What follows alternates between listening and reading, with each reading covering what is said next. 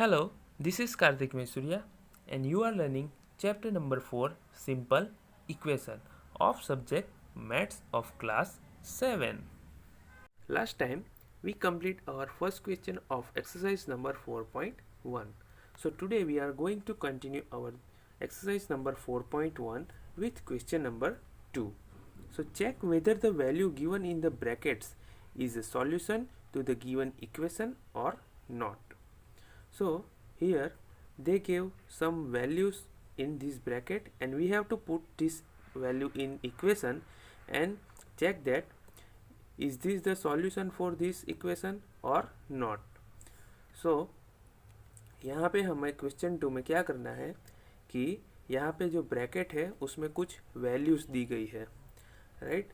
उस वैल्यू को हमें ये इक्वेशन में रखना है और वेरीफाई करना है कि ये इक्वेशन का आंसर है या नहीं।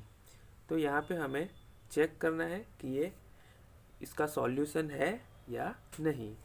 तो फर्स्ट क्वेश्चन देखते हैं। n+5 इज इक्वल टू 19 और ब्रैकेट में है n इज इक्वल टू 1। तो यहाँ पे जो इक्वेशन है उसमें n की वैल्यू यहाँ पे कितनी दी है 1। तो लेट्स सी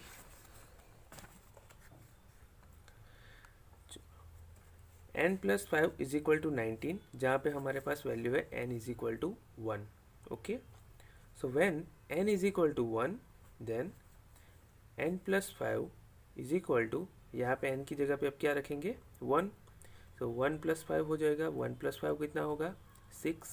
सो आंसर क्या है हमारा 6। जब हमने n की वैल्यू 1 ली तब हमारा आंसर आया 6। और जो इक्वेशन था हमारा वो क्या था n+5 इज इक्वल टू 19। तो 19 तो हमारा आंसर आया नहीं, तो यानी कि ये जो वैल्यू है वो रॉन्ग है, जो इसका सॉल्यूशन नहीं है। So 6 is not equal to 19। तो हम ऐसा लिख सकते हैं, so n is equal to 1 is not a solution of the given equation. चलो नेक्स्ट क्वेश्चन है 7n+5 is equal to 19 and bracket में n इज इक्वल टू -2। तो यहाँ पे n की जगह पे हमें क्या लेनी है value -2। Okay, so when n is equal to -2 then 7n+5 is equal to 7 में n की जगह पे अब क्या लिखेंगे -2 लिखेंगे। सो 7 इंटू -2 +5 हो जाएगा। So 7 into -2 plus minus minus 7 2 ज़ा 14। सो आंसर आएगा हमारा -14। Okay, +5 -14 +5 minus plus minus. So 14 में से 5 जाएगा तो 9 और बड़ा नंबर कौन सा है 14, तो उसकी साइन लगेगी आंसर के साथ। तो 14 में से 5 जाएगा तो आंसर आएगा 9 और साइन लगेगी 14 की, यानी कि माइनस साइन, राइट। तो जब हमने n की वैल्यू -2 ली तो हमारा आंसर आ रहा है -9, जो कि यहाँ पे आंसर बता रहा है 19। सो -9 इज नॉट इक्वल टू 19, यानी कि ये भी सॉल्यूशन नहीं है इस इक्वेशन का। So n is equal to -2 is not a solution of the given equation, right. Second भी हमने सॉल्व कर लिया। दोनों में से कोई भी हमारा इक्वेशन को सॉल्व नहीं कर पाया। थर्ड देखते हैं 7n+5 इज इक्वल टू 19 और ब्रैकेट में है n इज इक्वल टू 2। चलो यहाँ पे हमारे पास है 7n+5 इज इक्वल टू 19 और n की वैल्यू कितनी दी है 2। So when n is equal to 2 then 7n+5 is equal to 7n में n की जगह पे क्या लेंगे हम 2। सो 7 इंटू 2 प्लस 5, 7 2 ज़ा 14, 14 + 5 19। तो यहाँ पे हमारा आंसर आ गया, राइट। तो 7n+5 इज इक्वल टू 19, यानी कि जो ये ब्रैकेट में जो वैल्यू दी है n की वो वैल्यू इस इक्वेशन का सॉल्यूशन है। तो हम क्या लिखेंगे, so n is equal to 2 is the solution of the given equation, right. Now fourth sum जो है हमारा वो देखते हैं। 4p - 3 इज इक्वल टू 13 और ब्रैकेट में p की वैल्यू कितनी दी है 1, राइट। तो ये जो हमारा इक्वेशन है उसमें हमें p की वैल्यू रखनी है 1। तो इसको भी सॉल्व करके देखते हैं। So 4p minus 3 is equal to 13 और p की वैल्यू है 1। So when p is equal to 1 then 4p minus 3, p की वैल्यू कितनी है 1, सो 4 इंटू 1 हो जाएगा माइनस 3, 4 इंटू 1 4 माइनस 3, 4 माइनस 3 कितना होगा 1। सो यहाँ पे जो आंसर था वो था 13 और यहाँ पे आ रहा है हमारा 1, यानी कि जो हमारा आंसर है वो मैच नहीं कर रहा है, right. So 1 is not equal to 13, यानी कि ये जो वैल्यू दी थी हमें p की वो इस इक्वेशन को सॉल्व नहीं कर सकती। So p is equal to 1 is not a solution of the given equation. Okay, तो वैसे ही हमें आगे के दो सम भी करने हैं। ये दो सम मैं आपको होमवर्क में दे रहा हूँ।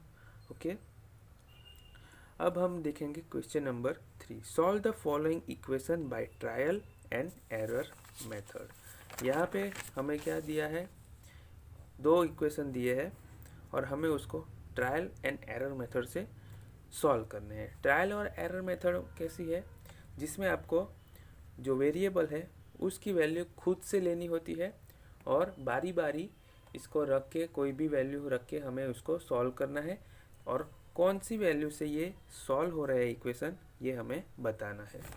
ओके, हम इसको सॉल्व करेंगे तो आपको आइडिया आ जाएगा।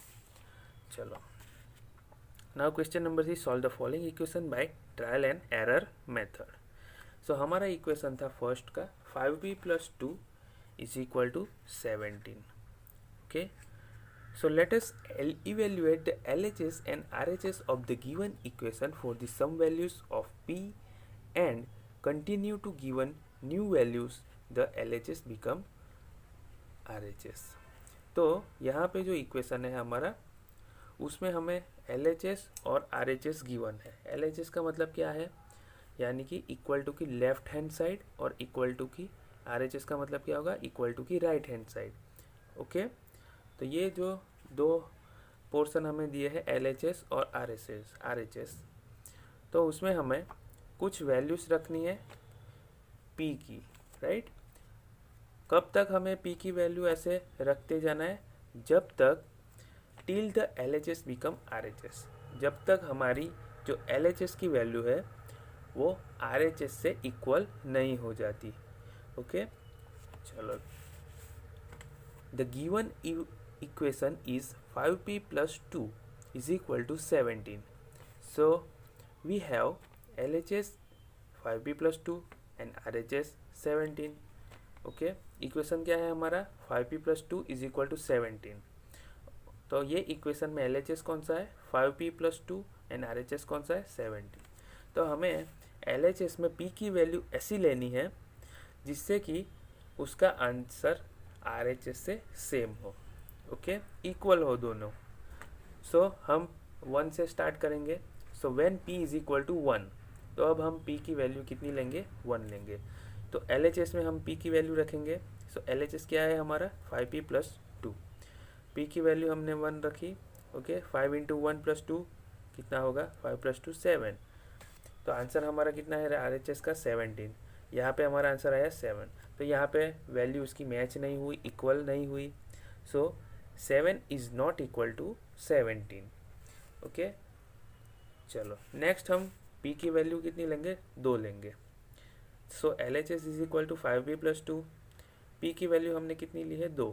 सो 5 into 2 plus 2, 5 into 2 10 plus 2, 10 plus 2 हो जाएगा 12। फिर भी हमारा आंसर नहीं आया क्योंकि LHS हमारा 12 आया और RHS 17 है। So 12 is not equal to 17। Next value लेंगे हम when p is equal to 3। चलो, LHS है हमारा 5p प्लस 2, सो p की वैल्यू हमने ली है 3। सो 5 इंटू 3 प्लस 2, 5 इंटू 3 हो जाएगा 15 प्लस 2, 15 प्लस 2 कितना होगा 17। तो यहाँ पे हमारी जो p की वैल्यू 3 थी, तब हमारा LHS और RHS दोनों इक्वल आए, right. So clearly LHS is equal to RHS for p is equal to 3, right? Hence p is equal to 3 is the solution of the given equation. और p is equal to 3 जो value है वही हमारे equation का solution भी है।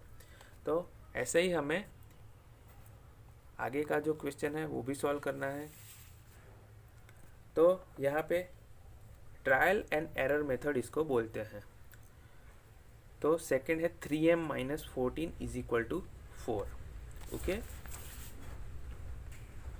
चलो second लेते हैं 3m minus 14 is equal to 4।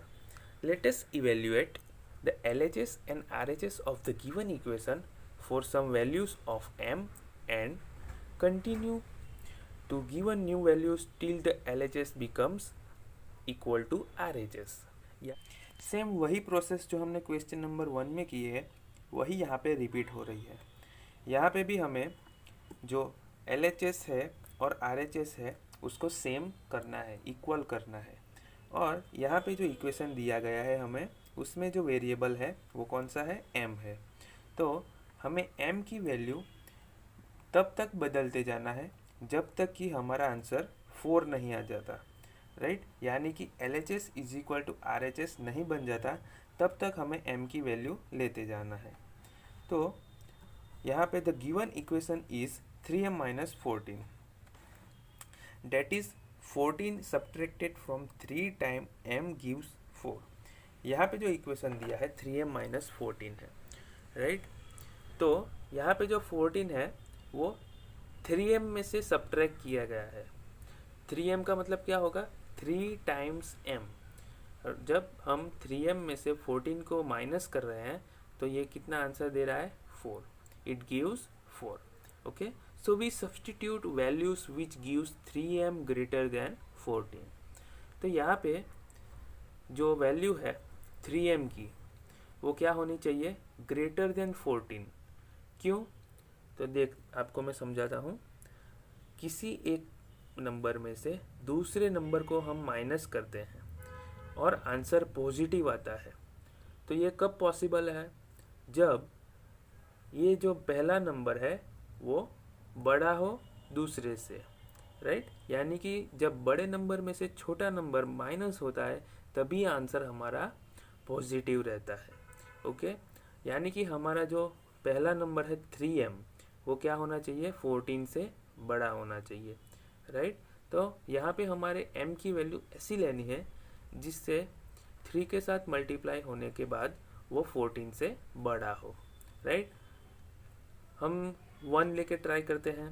तो m की जगह पे अगर हम 1 लेंगे, ओके, सो 3 इंटू 1 कितना होगा, 3 ही रहेगा जो कि 14 से कम है। 2 लेंगे, ओके, जब हम 2 लेते हैं तो 3 इंटू 2 कितना होगा, 6 होगा। सो 6 भी 14 से कम है। फिर हम 3 लेंगे, सो 3 इंटू 3 कितना होगा, 9। 9 वो भी 14 से कम है। अब हम 4 लेंगे, सो 3 इंटू 4 कितना होगा, 12 जो कि 14 से कम है। तो अब हम कहाँ से स्टार्ट करेंगे, 5, क्योंकि 5 इंटू 3 कितना होगा, 15। Okay, so when m is equal to 5, LHS यहाँ पे हमारे पास LHS क्या है, 3m माइनस 14 और RHS क्या है, 4। So LHS is equal to 3m minus 14। So m की वैल्यू हमने ली है 5। सो 3 इंटू 5 हो जाएगा 15 माइनस 14, राइट। सो 15 माइनस 14 आंसर कितना आएगा, 1। हमारा आंसर कितना आना चाहिए, 4, लेकिन आंसर आया 1। So 1 is not equal to 4, यानी कि LHS is not equal to RHS हुआ यहाँ पे। ओके, अब हम वैल्यू लेंगे m is equal to 6। So when m is equal to 6, LHS is equal to 3m minus 14। अब हमने m की जगह पे लेना है 6। सो 3 इंटू 6 माइनस 14। सो 3 इंटू 6 हो जाएगा 18 माइनस 14। सो 18 माइनस 14 कितना होगा, 4, राइट। तो यहाँ पे हमें आंसर कितना चाहिए था, 4, और आंसर आ भी गया 4। ओके, तो यहाँ पे LHS is equal to RHS हो गया। So clearly LHS is equal to RHS for m is equal to 6। तो यहाँ पे जब हमने m की वैल्यू 6 ली तब हमारा इक्वेशन सॉल्व हो गया। So hence m is equal to 6 is the solution of the given equation. यानी कि m की वैल्यू 6 वो हमारा इक्वेशन का सॉल्यूशन है। ओके, तो यहाँ पे हमारा क्वेश्चन नंबर 3 भी पूरा सॉल्व हो गया, राइट। तो एक्सरसाइज नंबर 4.1 में हमने क्वेश्चन नंबर 1 कंप्लीट कर लिया, क्वेश्चन नंबर 2 भी कंप्लीट कर लिया। उसमें से 2 क्वेश्चन जो बाकी है वो आपको होमवर्क में दिए हैं। क्वेश्चन नंबर 3 पूरा मैंने करवा दिया, क्वेश्चन नंबर 4 हो गया, क्वेश्चन नंबर 5 हो गया और क्वेश्चन नंबर 6 अभी बाकी है जो हम नेक्स्ट वीडियो में देखेंगे। ओके, तो ऐसे ही आपको नोट में भी ये सारा एक्सरसाइज कंप्लीट करना है। Okay, thank you.